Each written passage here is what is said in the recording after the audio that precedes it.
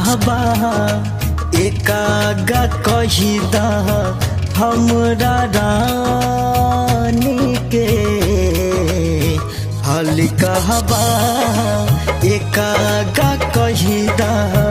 हमरा रानी के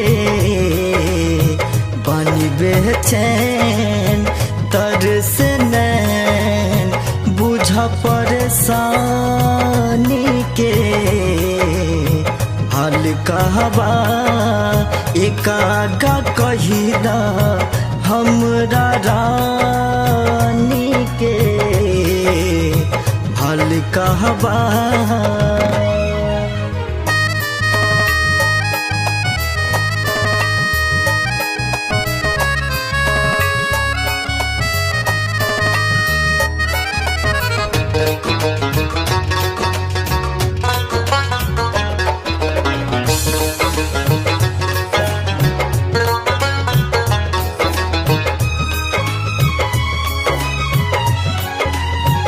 दर्द कितना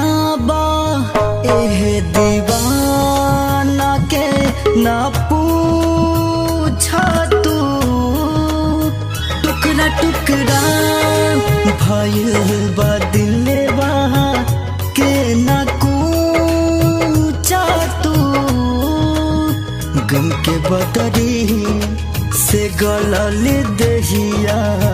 बिरह के आंधी से हाल कहबा एकागा कहिदा हमरा रानी के हाल कहबा एकागा कहिदा हमरा रानी के हाल कहबा।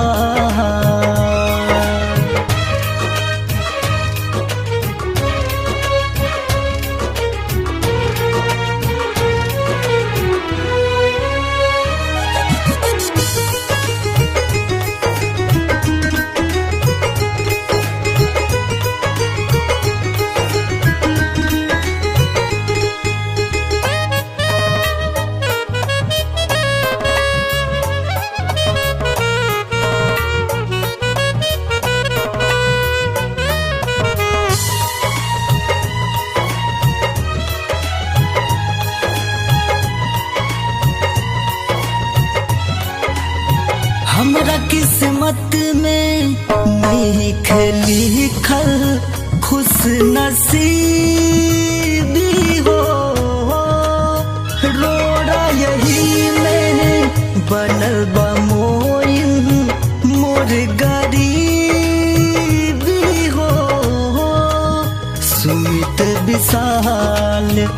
रोय के बतिया जा तू मानी के हाल कहबा एकागा कहिदा हमरा रानी के हाल कहबा एकागा कहिदा हमरा रानी के हाल कहबा।